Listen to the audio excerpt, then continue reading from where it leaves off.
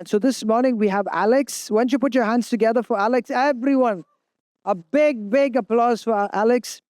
And Alex was, basically teaching us on, finances and what it is to give unto the Lord, not just in finances, but in everything what you give unto the Lord, your time, your husband, your wife, your children, you're laying unto the Lord. Let God use for his glory. Amen. So we just pray an anointing upon Alex, even as he shares the word, that that it would be wisdom for each and every one of us. Amen. Good morning, church. How's everyone doing? Good. Everyone had a wonderful week. I had a very tiring week, by the way. It was super busy at work, but I'm glad I'm standing before you. And thanks to all of everyone who actually spoke to me after the first part of the message.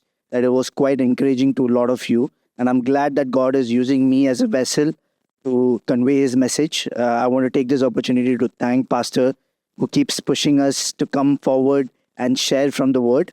And so this week, we're going to conclude on the series that we started 2 weeks back. And the series was on the abundant life, God's way to financial freedom.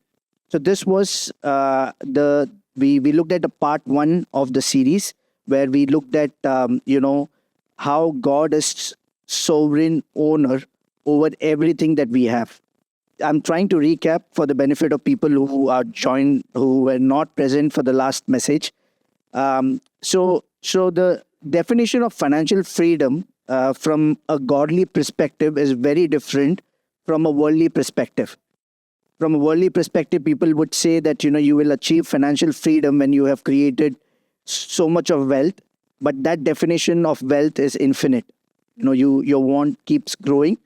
But God's definition of financial freedom is a bit different to what the world defines.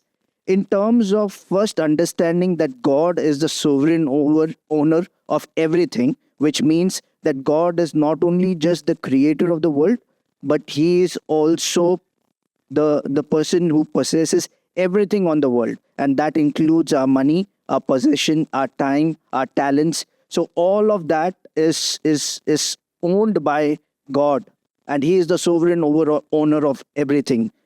And when we start looking at life from a perspective like this, as a child of God, then the question arises, what happens to the money that I have in the bank account? Or what happens to the possession that I have if I am not the owner of those possessions? So we, from worldly, entrusted us with the wealth, and we are the stewards that God wants us to play the role of the stewards, where we are managing the resources that God has given us. So we looked at the last message as well, how God is the sovereign owner, and then how we as stewards have a responsibility towards the money and the possession that God has entrusted into our hands, and how we are accountable to it as well. And then we looked into, what are the 4 core actions that we can do with the money. So we looked at, with money we can earn from a worldly and invest. So basically we looked at, these are the only 4 core functions that you can do with money. So you can earn it, you can give it, you can spend it, and you can invest it. So last week we had looked at, in terms of understanding money, how to earn it. And we looked at 3 basic principles from the Bible, where we looked at first honesty and integrity, which is one of the most primary principle that God talks about when it comes to earn money. I hope all of us realize that God has put us on earth so that we all can earn money, and that is something that God expects each one of us to do. And one of the most important principles that he talks when it comes to earning money is honesty and integrity. We looked at contentment. It is also very important that the money that you receive, you need to understand that you're not being paid by the employer.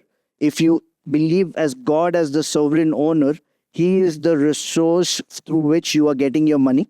So always remember, when you get the money, and if it is not enough, don't crib about the money, because the money is coming from the Lord. Yes, maybe your employer is not great enough to pay you enough for the work that you do, but you continued being faithful at your work, and the God who sees that will honor you in your work. From a worldly, thirdly, we also looked in terms of from an earning perspective, perseverance is very important. It is also important that you don't get comfortable at the place where you're earning X amount of money. You still need to persevere in terms of equipping yourself with talents, or giving that extra hour at work to learn a new skill set, so that God will equip you, and when an opportunity arises, you can step in and obviously get into a place where you can earn even more. We also looked at, the from the core function. We also looked at, what it does it mean by understanding money from a giving perspective as well. We looked at, how giving is quite so key and fundamental from a biblical perspective. We looked at giving as an act of worship. Let it be our time, our effort, or our money. It's an act of worship towards God. We also looked at giving breaks the chain of greed and selfishness. Quite often, we are in the world, and when we are earning money and we are making enough, it's very difficult to give away that money. And at some point of time, the whole concept of giving in the Bible teaches us and develops a character within ourselves. We are not just always worried about money, and we are not serving two masters. So we looked at that as well. Then we looked at, giving reflects a heart of generosity. Again, a character development that happens by just exercising the act of giving. And finally, we also looked at giving is a key to God's provision, and we looked how tithing can unlock, the abundant storehouses of heaven, and how it can bless us. So this week we're going to be actually stepping into the other two parts, where we are talking about what we can do with the money in terms of spending it and investing it. I believe this is going to be a little more interesting one, because here I'm going to be talking about more practical aspects that each one of us can follow. And I think some of you would be already following it, whereas for some of you it will be quite encouraging to follow this. So in terms of understanding money on how to spend it, this is a very important concept that we all need to understand. And Bible says a lot about importance of planning, budgeting and managing resources. So understanding money in terms of spending it, I'm going to talk in lines with spending in lines with planning and budgeting from a biblical perspective. And it's very important for each one of us to understand that, and great to spend money, but it is very important for you to know where you are spending the money. And these days, one of the most common problems that is faced by most of the people in the world, and the money is in control of them rather than us being in control of the money. And one of the biggest drawbacks of this is, when the money is in control of you, you are not able to understand where your expenditures are going, or what are you doing with the money, until something very unforeseen event happens in your life, and probably you start realizing that, oh, probably these certain decisions that I made was not the wise decision. So that's where the first principle that comes in, the principle of wisdom in planning. And God has given each one of us the Spirit of God, Holy Spirit, that guides us through godly wisdom in terms of planning. In Proverbs 21 verse 5, it says, good planning and hard work lead to prosperity, but hasty shortcuts leads to poverty. Now, it's very important for us to understand that, as stewards, and as we already established, God being the sovereign owners, we being steward, we have to be intentional about how we spend our money. We have an accountability with God in terms of how we spend the money, because again, the resources doesn't belong to us, it belongs to God. So God has a purpose in every area of our life, and He also expects us to manage the resources He is entrusted to us with wisdom. And one of the important principles that Bible talks about is using wisdom around planning. So we see that, this verse, particularly in Proverbs 21:5, it says, by careful planning with with combined with hard work leads to prosperity. How many of you want to be prosperous here? I think everyone, yeah, everyone wants to be, and there's nothing wrong in doing that. But by careful planning and by hard work leads to prosperity. But at the same time, if you're going to be hasty in making decisions, and this is where, impulsive buying comes in. You don't think about before buying something. And how many of you have been in that place? I've been in that place. You are quite impulsive. We just had the Black Friday sale, the biggest sale that we could have seen, and we would have probably gone and looked at everything that is at half of the price, and we would have gone and purchased things that we even didn't want. I've been there. I've also did. I was adding to my cart as well. But it is very important for us again to understand that we need to use wisdom in terms of planning, and budget is a tool that will allow you to do that planning using godly wisdom. Now, even from a budget perspective as well, budget helps us to prioritize our needs and avoid impulsive purchases.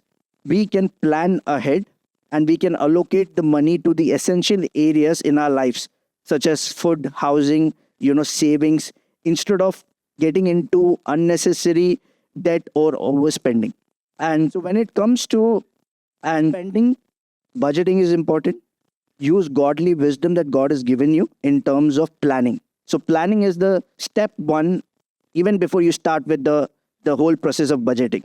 Now, once you have used your godly wisdom and you have decided and started planning that you want to put a budget together, what is the second most important principle? And the second most important principle is around the principle of setting goals and priorities.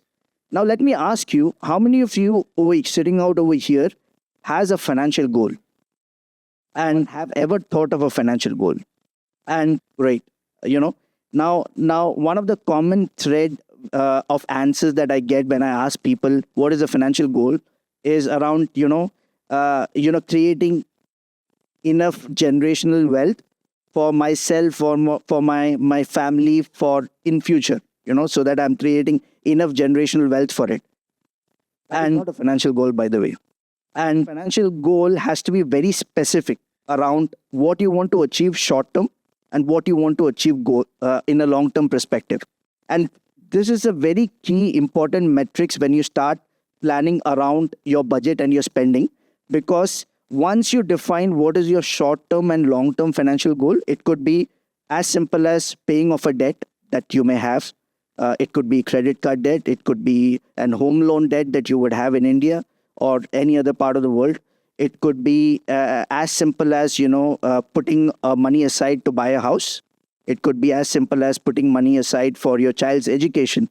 So all of this is a financial goal, a specific financial goal, and that specific financial goal also need to have a specific a number in mind. So when you start doing that, you would eventually start planning around these your priorities in terms of what you would like to spend.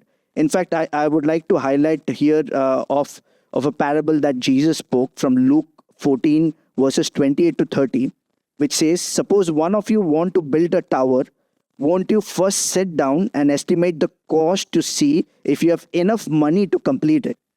For if you lay the foundation and are not able to finish it, and everyone who sees it will ridicule you and saying, the person who began wasn't able to finish. And so it is very important for you and all of us to understand that just by putting, and a budget doesn't help you. You have to set a financial goal that you would like to achieve. And this is what, as stewards of God, of managing his resources, we are accountable to him. So it is very important to do that, because Jesus uses this example of a builder who plans and counts the cost before even starting the project. So this metaphor is used around, budgeting and planning. It's a very key important metaphor that Jesus has been using, where we are accounting for the resources even before making a commitment or an expenditure. So you need to know what is the income that you have and what is the expense that you're going to incur. And that is what basically you will start doing with the principle of setting a goal and setting up priorities. In terms of next principle that I would like to talk about is the principle of living within our means. This is very important. So once you start with the using godly wisdom for planning, then you set in your financial goal that you would like to achieve, short term, long term, and then you will start prioritizing what and where you would like to spend. The third most important thing is in terms of the principle of living within our means, and this is very key, and this is one of the biggest challenge that we all face in, especially in this day and age, where we have access to so much of leverage, that or free easy installment payments. I think that's the simplest way that I can put it to, where you can purchase things at easy installment without having any of the money that you have got in the bank. Basically, here in Dubai, it's quite famous. You do easy installment up to 6 to 12 months. You have you would be absolutely fine, and you will start buying and making decisions and purchasing things without even knowing that you are actually moving into a kind of a financial trap. And in Proverbs 22:7 it says, the rich rule over the poor, and the borrower is a slave to lender.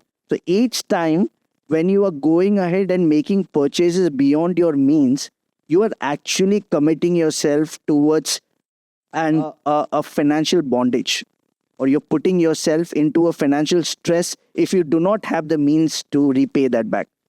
And if you do not budget, you will not be even able to understand whether you have enough means to pay for it, because suddenly you would have 10 things on easy installment, and there comes a month where you have rent check. There could be a month that would come where you will have your unforeseen medical expense, and then you would be at that place where you are under the financial stress, and figuring out, oh, how do I make the payment towards the essential things that I want to do in life. And living beyond our means, especially through borrowing, can result into financial bondage. Budgeting and spending wisely will help you to avoid getting into trap of debt. And Bible calls us to be cautious with all kind of these schemes where we are becoming a slave to the borrower. So there's nothing wrong in taking debt. There's no wrong in making any easy installments around whatever purchases. What primarily is very important is to assess when you are getting to the spending side of things. Always, when you put a budget together, always put in and see whether are you at a place where you can actually afford it. Is it a necessity? And if the answer is yes, and sure, go for it, because it is very important. A key element of budgeting is avoiding temptation of overspending. When you put a budget into a place, you will actually realize that you actually don't need to purchase that, and maybe you can live with it for a little more while, and then maybe do the purchase on a later stage. If we are constantly borrowing to fund our lifestyle, we are not living within our means. So if you have got, let it be a self-assessment for each of you. If you are at a place where you've got too many easy installments, if you've got too many debt, it is time, maybe God is asking you to reassess and see whether that's the right way to spend your money. And the fourth principle that I would like to talk over here is the principle of saving and planning for future. So when you get to the budgeting side of things, once you set your financial goals, once you have your priorities, once you understand what is your capability of spending within your means, then also comes the principle of saving and planning for future. God also encourages us to plan and save for future, recognizing that there could be an unforeseen event. There could be a time where you may lose a job. There could be a time where we may be hit with a pandemic. There could be a time where we could go through a global recession. And times like this, also with diligent budgeting and planning, can help you through that process. Creating an emergency fund maybe for 3 to 6 months, and putting across an investment that could be useful in a season where you're going through a difficult time. In fact, in Proverbs 6 verses 6 to 8, it says, "Go to the ant, you sluggard, consider its way and be wise. It has no commander, no overseer, no ruler, yet it stores its provision in summer and gathers its food at harvest. So, so here we can see even ant, that doesn't have the best of the knowledge, prepares himself for a time or for a future where there could be a crisis. So budgeting as a tool will help you in not only just planning your spending, but also help you with your future planning in terms of, in a time of a crisis. A part of a well-rounded budget should include setting aside a portion of your income into saving an emergency fund. This is not only protects you in the time of unexpected financial difficulty, but it also allows you to remain financially stable and focused on your long-term goals that you've got.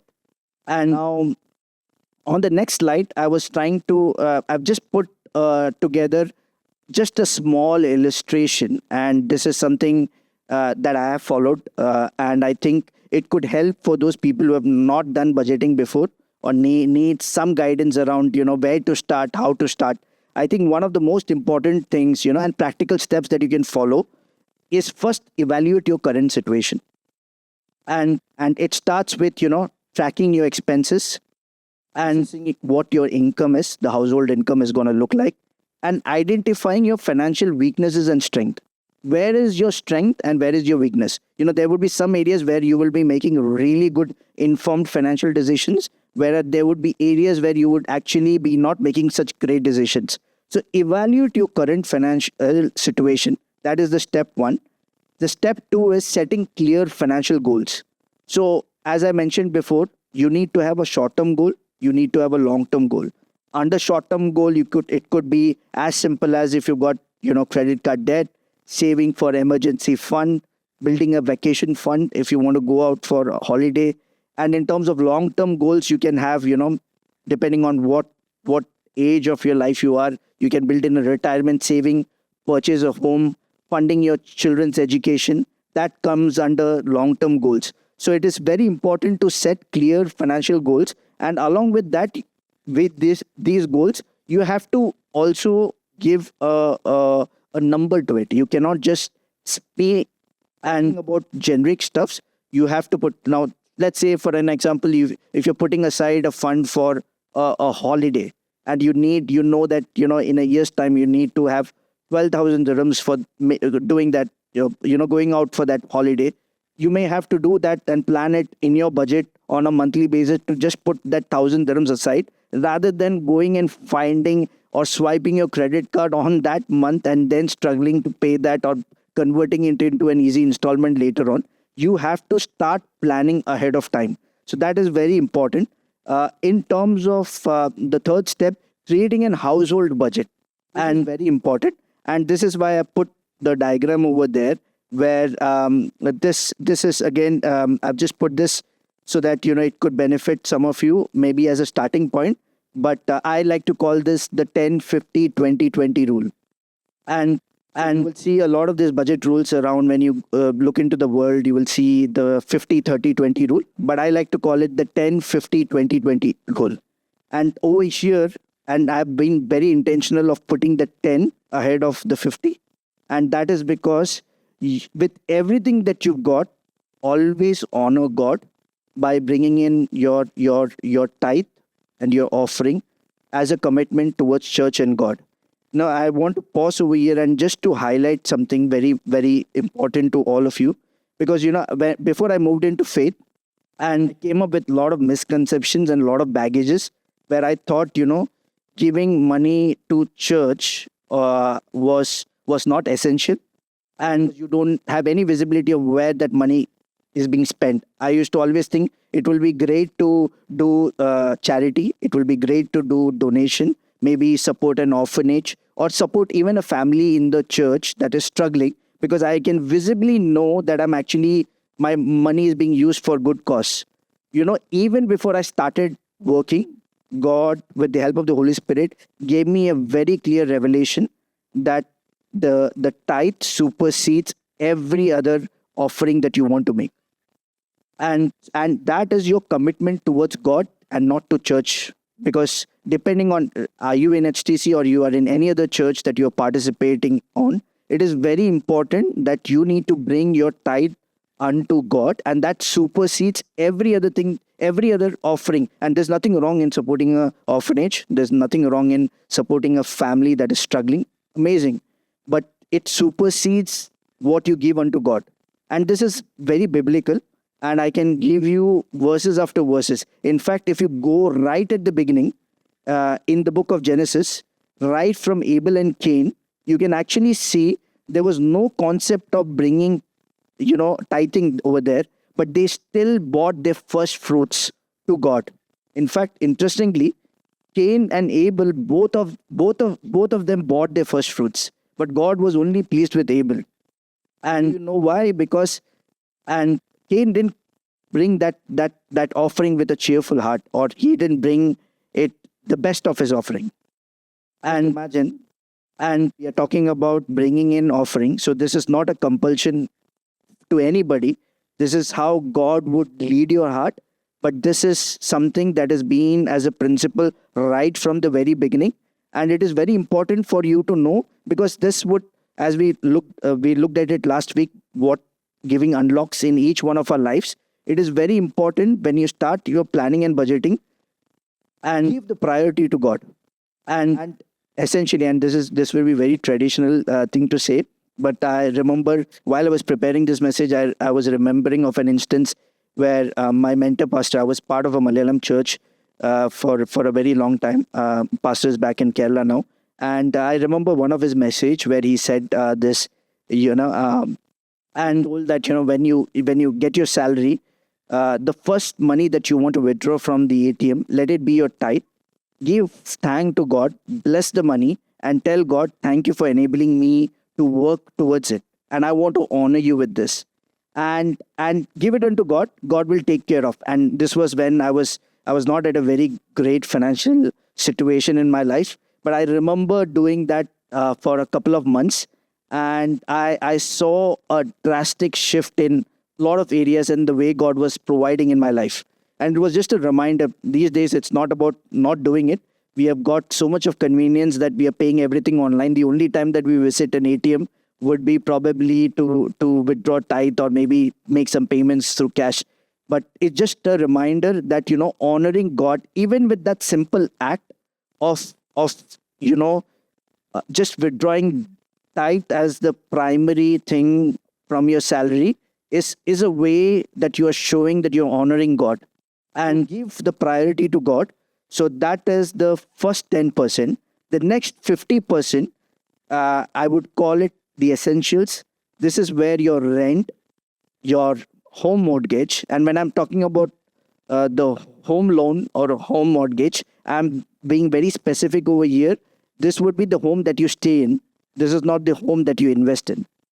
And that is what will come into your 50% essentials.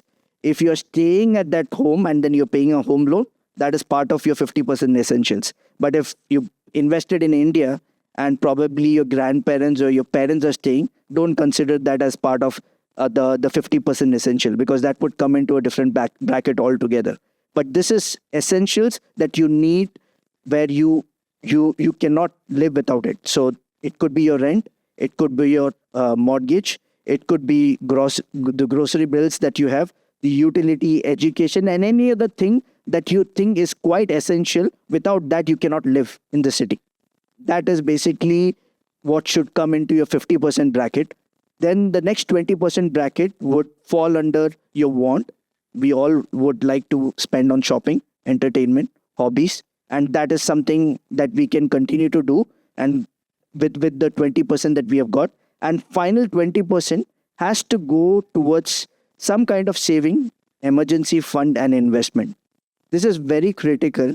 Again, no, you don't need to follow the same thumb rule. It will look very different for different people depending on what level of income you have. Some people may not be even able to save up to the 20% of the investment that you or the savings that you want to make, but that's fine. You still have to work towards it. You start somewhere and then you work towards it, so that you get to a place where you can actually save and invest. Whereas for some of you, you may not even need 50%. You would be doing businesses, you would be earning well enough. You would probably just need 25% for your essentials and be meeting your needs. then you are at a better place where you can spend more for your want and maybe do a much more better investment that you want to do. So again, this is just an overview that I wanted to give, that could help you from a practical perspective in terms of, budgeting and planning. And moving on, to just understand money in terms of investment. And now this is very important as well. I hope this would be helpful for some of you as well, because we looked at, money, we can earn it, we can give it, we can spend it, and from spending we saw how it is important for us to budget and plan around where the expenses are going, putting a goal together in terms of the short term and the long term goal that we would like to have, and then identifying the different buckets in which where your spending is happening. Now, in terms of understanding money, in terms of investment, this is also very important. How many of you know that it's a biblical concept that that you are required to invest, and it is a biblical concept, and it is because God has entrusted you with His resource and His wealth. You are accountable to God how you manage it, and that is just not limited with spending, giving, earning it, but it is also from an investment perspective. Now, if you look at the first principle that I would like to talk about is faithful investment. And here I would like to highlight the parable of the talents. And Matthew 25 verses 14 onwards, I believe it's a very familiar parable for all of you, where we see a master going away and he calls his three servants. To one of the servant, he gives 5 bags of gold. And second servant, he gives 2 bags of gold. The third servant, he gives 1 bag of gold. Now here, we all would think that the person who got 1 bag of gold is not having enough. But that was a decision that master had made. And let's consider the master as God, who is entrusting each of the servants with a specific resource to manage. He goes back, goes on the long journey and comes back. And when he comes back, the person with the 5 talent gives him back 10 of it. The person who got 2 gave 4 bags of gold. And the person who had received 1, he actually hid it away because thinking that, he will lose it, and he was fearful about it. And when master got to know about it, he was very pleased with the first and the second servant. But the third servant, he got furious and he was saying that, what did you do with it? You would have actually, if you would have and put that into the bank, I would have still got some kind of return. You've just hidden it away and you've not done anything about it. And master actually takes that 1 bag of gold and gives it to the one who had 10. And it is very important for us to understand, because Jesus over here, with this parable, he is not only just speaking about a spiritual concept, but this is also a parable where Jesus teaches that God expects us to wisely invest and grow the resources he gives us. A servant who wisely invested their talent were rewarded, but the one who buried the talent out of the fear of faced judgment. So it is very important that, God has given each one of us, wealth or possession or the ability to earn money. He is also expecting us to make informed decisions about what do we do with this money. And now some of you would say, okay, that's great. What do I do about investing? I don't know much about investing. And that is where, the next point that I would like to highlight over here is investing in wisdom and knowledge. And it's very important for us to understand. In Proverbs 24 verses 3 and 4, it says, by wisdom a house is built, and through understanding it is established. Through knowledge its rooms are filled with rare and beautiful treasures.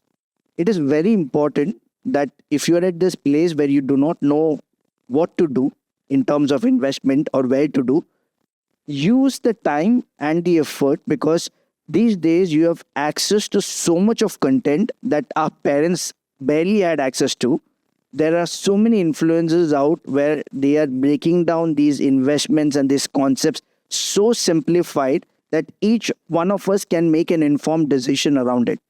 And not only that, we have got people within the church that can help us or give us guidance and counsels around what you can do in terms of investment, where you can invest, what you can do about it. Because, just to give you a simple perspective, and since most of us are from India, and I'll use the context of India over here, even if you would have, if you even would invest in the most basic form of investment, that would be a fixed deposit with the non-resident account that you have back in India at 7.5%, you will double your investment in a span of 10 years.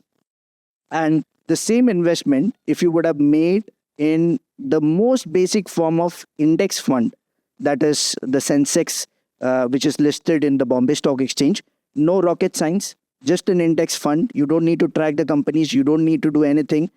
Even our grandfathers knew about it. It was there from those day and age. If you would have invested that in the last 5 years, you would have doubled your money.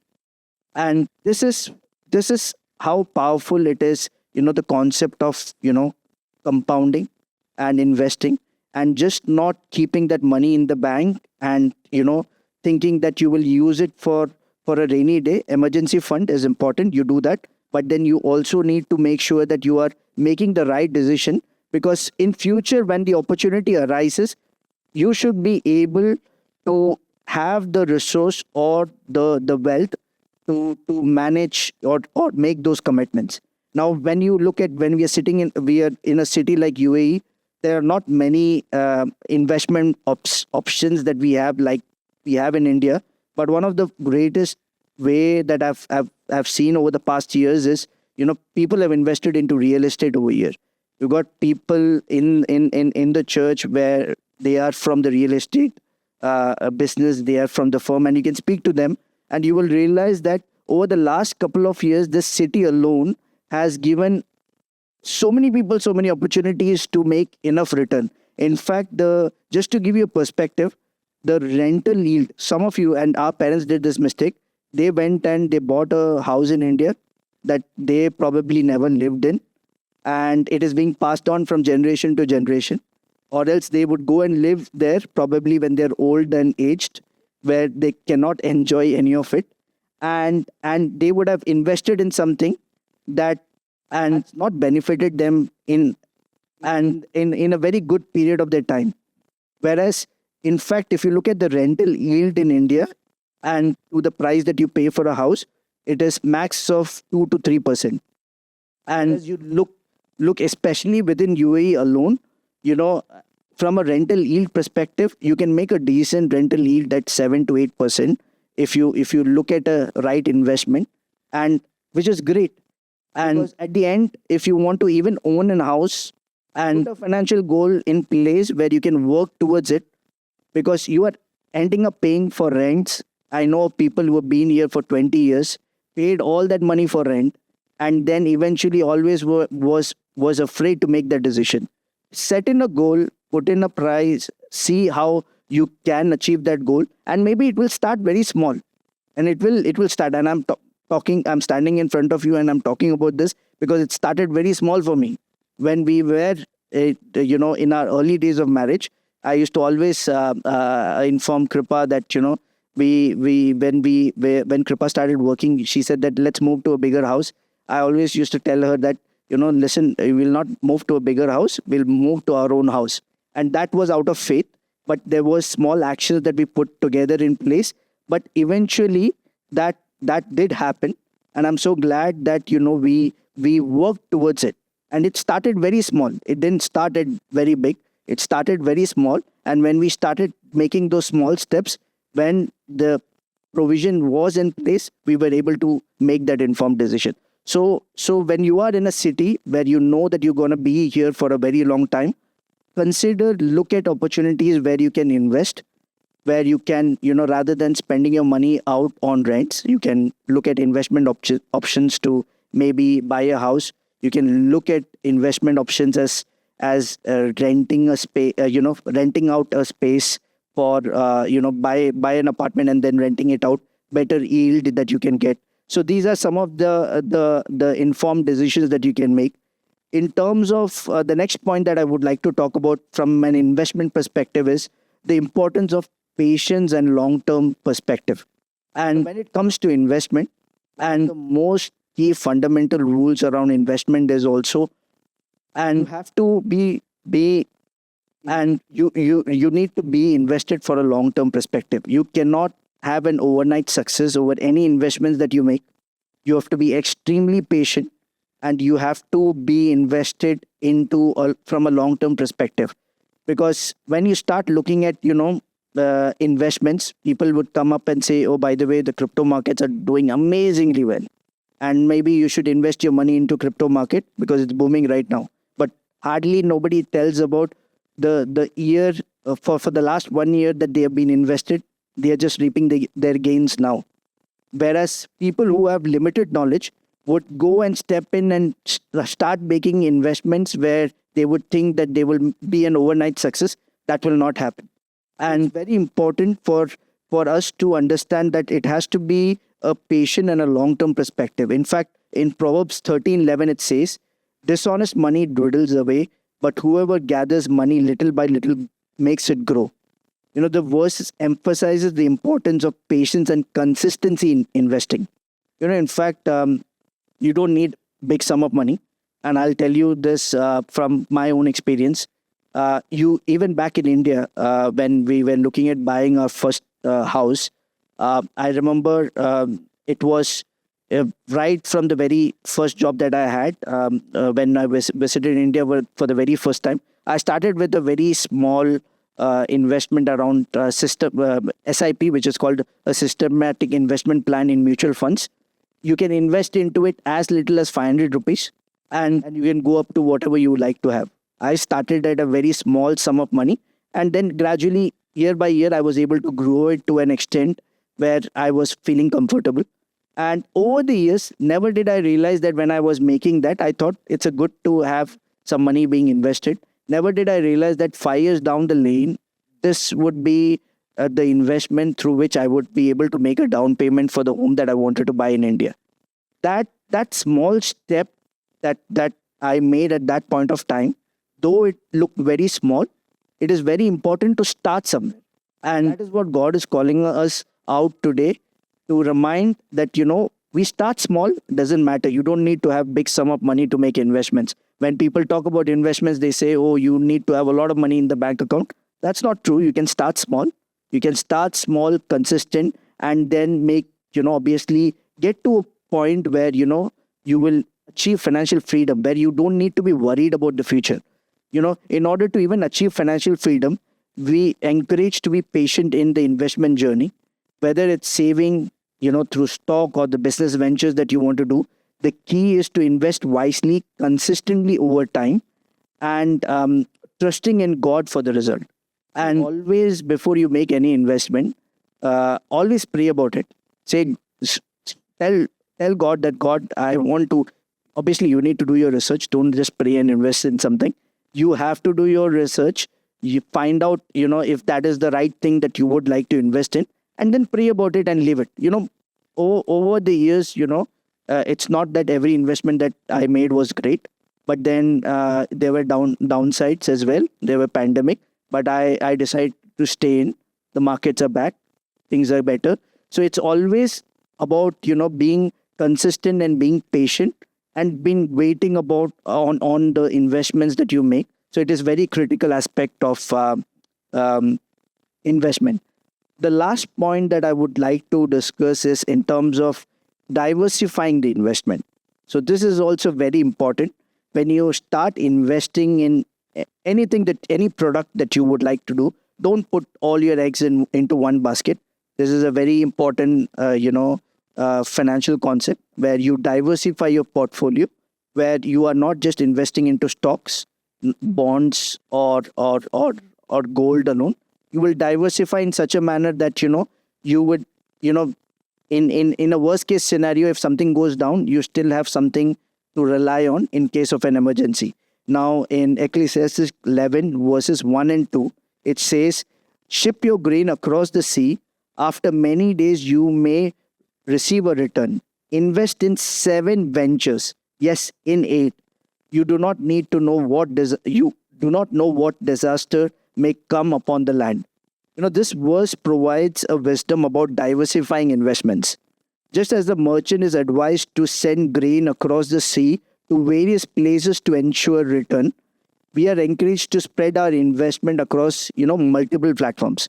Just not just being invested into just a crypto or a stock or a bond. Always try to make sure that you're diversifying in a such a way that you are mitigating your risk to a certain extent. This is which is very important as well, because achieving financial freedom requires a diversified approach in investing. We should not place all our resources into one venture.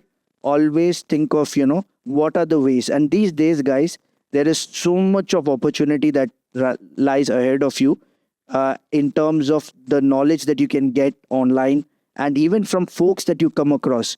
And one piece of advice, you will come across even folks that would not do any of this investment, would not know anything about the real estate market, would still give you the gyan that the market is going to have a dip or something is going to go wrong. And probably they are the people who would never invest into anything, and but give you all kind of advice.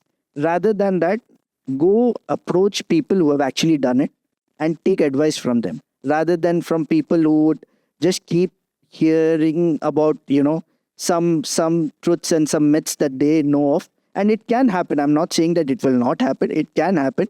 But at the same time, it is very important for you to realize that take advice from people that have already done it. And you do your own research. It is very important that at the end of the day, you are accountable for the resources that God has entrusted you, and you have to make sure that you are managing it efficiently. And I hope that through this series, it has been helpful for each one of you, that you would be able to reassess your financial decisions. You will be able to reassess what God wants you to do with the wealth and the resources that He's entrusted with you. And I think all of us, God has called us to get to a place where we will achieve. Each one of us will achieve a financial freedom, and that is not limited to an X amount of money. It is limited to a place where God will give a peace that surpasses all understanding.